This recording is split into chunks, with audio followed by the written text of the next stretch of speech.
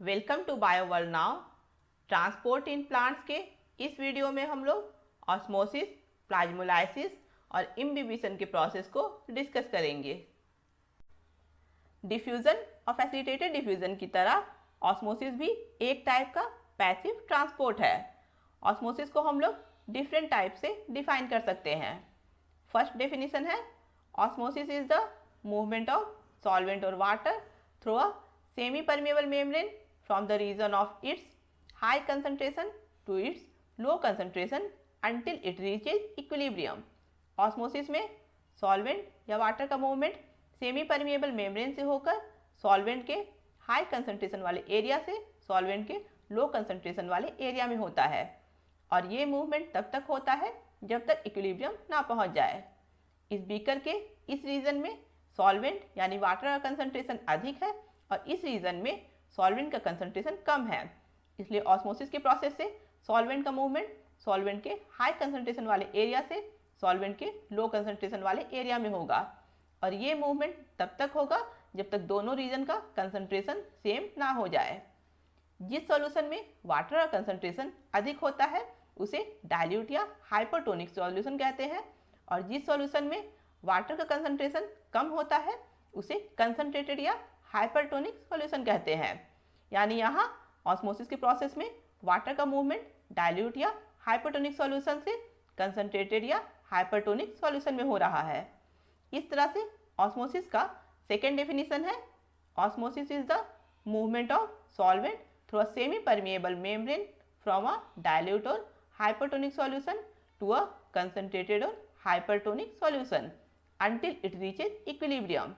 Osmosis में solvent का movement semi permeable membrane से होकर डाइल्यूट या हाइपरटोनिक सॉल्यूशन से कंसंट्रेटेड या हाइपरटोनिक सॉल्यूशन में होता है, और ये मूवमेंट तब तक होता है जब तक इक्विलिब्रियम ना पहुंच जाए।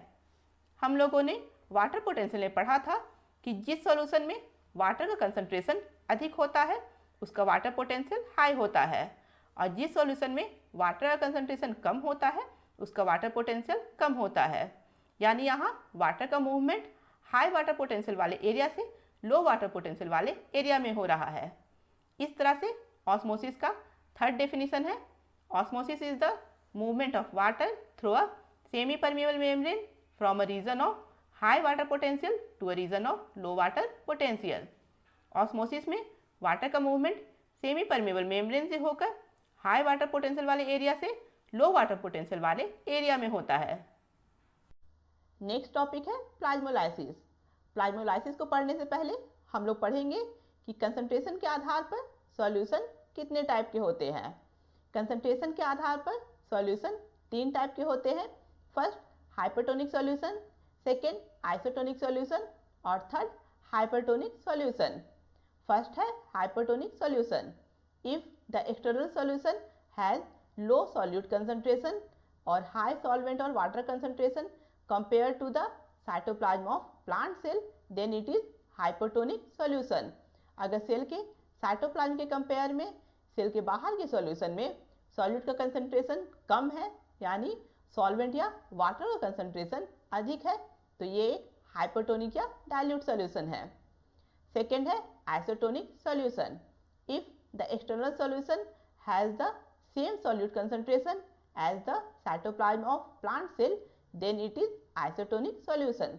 अगर सेल के बाहर के सॉल्यूशन का सॉल्यूट कंसंट्रेशन सेल के साइटोप्लाज्म के सॉल्यूट के कंसंट्रेशन के बराबर है तो ये एक आइसोटोनिक सॉल्यूशन है। और थर्ड है hypertonic solution.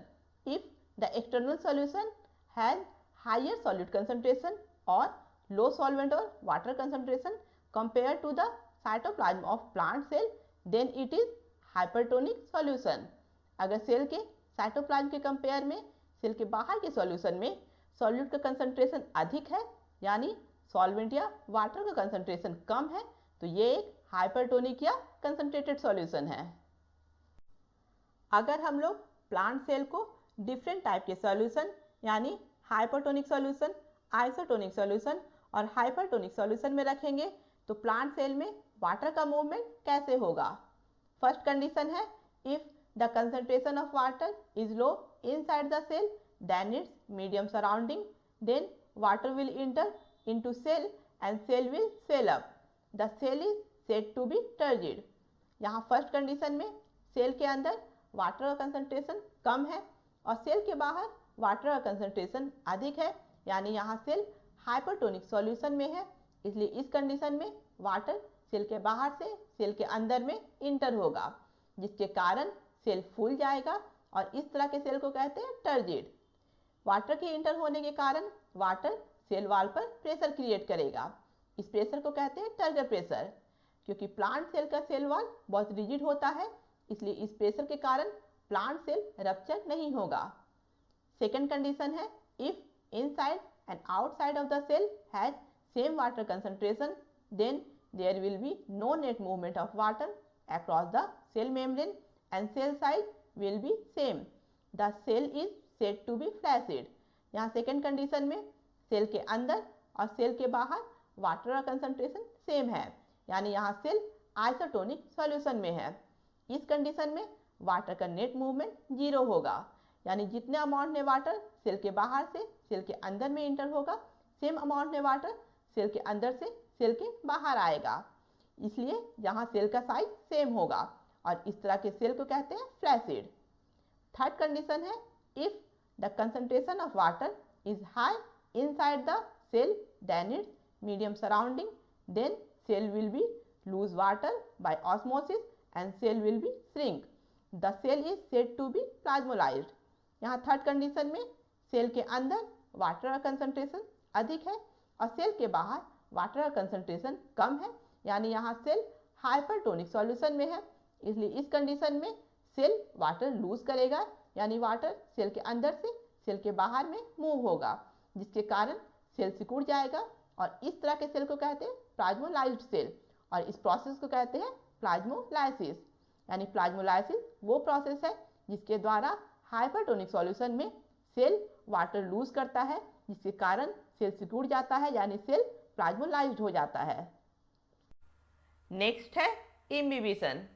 Imbibition is a type of diffusion in which water is absorbed by solid particle or colloids causing a massive increase in volume and pressure.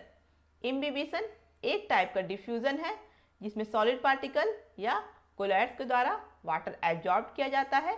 Water absorption के कारण solid particles में pressure create होता है और उसका volume भी बढ़ जाता है।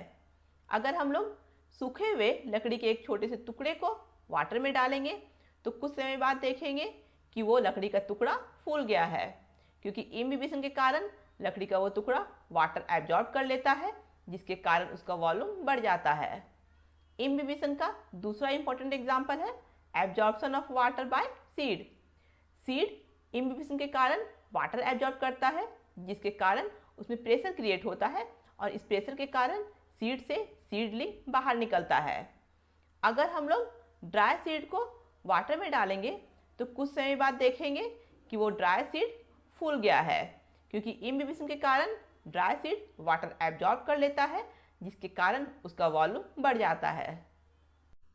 नेक्स्ट वीडियो में हम लोग प्लांट में वाटर और मिनरल के ट्रांसपोर्ट के प्रोसेस को डिस्कस करेंगे। अगर आप लोगों को ये वीडियो पसंद आया है तो इसे लाइक करें, अपने फ्रेंड्स के साथ शेयर करें और मेरे चैनल को सब्सक्राइब करें।